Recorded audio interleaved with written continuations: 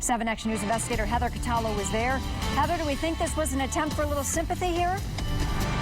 Well, I don't know that we can get inside the minds of the family or whether this was a tactic or not, but clearly Mr. Kilpatrick's attorney saying that his family wanted to be here to support him. Now, with the exception of Bobby Ferguson's wife, who was inside the courtroom for some of the testimony early on, no family members have shown up until today, and today they were front and center. Kwame Kilpatrick handed out hugs to his sons and was clearly glad to have all 3 of them inside Judge Nancy Edmonds' courtroom, the same room where their father's fate will soon be decided.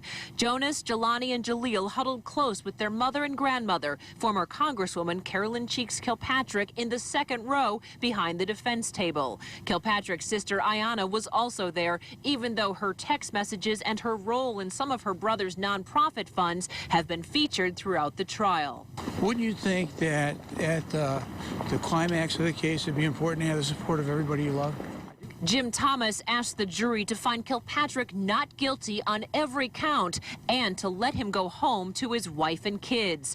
Their sudden appearance today after 5 months prompted questions about whether they were here mainly for show for the jury, which Thomas denied. Well, it's expensive to travel, isn't it?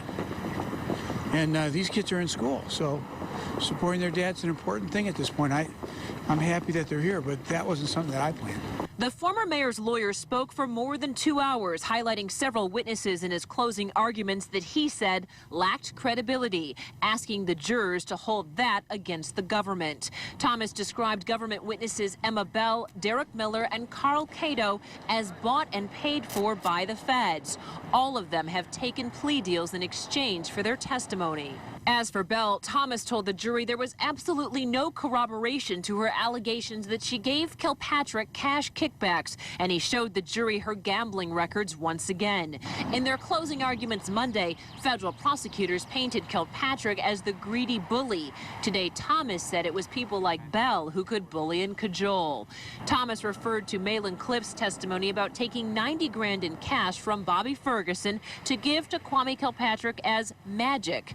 Thomas said Cliff's magical flight that wasn't documented with plane tickets and magical hotel stay that lacked records from the Athenaeum made Cliff's story incredible.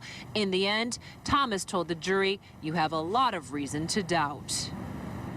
The judge once described this trial as snake bit. An illness has struck once again. Bernard Kilpatrick's attorney had just started his closing arguments when 2 of the jurors became too sick to go on. So once again, closing arguments are delayed. Another delay for the attorneys. Closing arguments will not resume now until Thursday. Reporting live at the federal courthouse in downtown Detroit, I'm Heather Catallo, 7 Action News. What's one more day, Heather? Thank you. Well, as Heather mentioned, closing arguments won't pick up again until Thursday. Wednesday has already been scheduled as a day off due to a personal matter for a juror. Bernard Kilpatrick's attorney will then be first, then followed by Bobby Ferguson's lawyer, followed by the rebuttal from the prosecution. Federal prosecutors get the final word because they have the burden of proof. Be sure and stay with Action News and WXYZ.com for up-to-the-minute details in this case.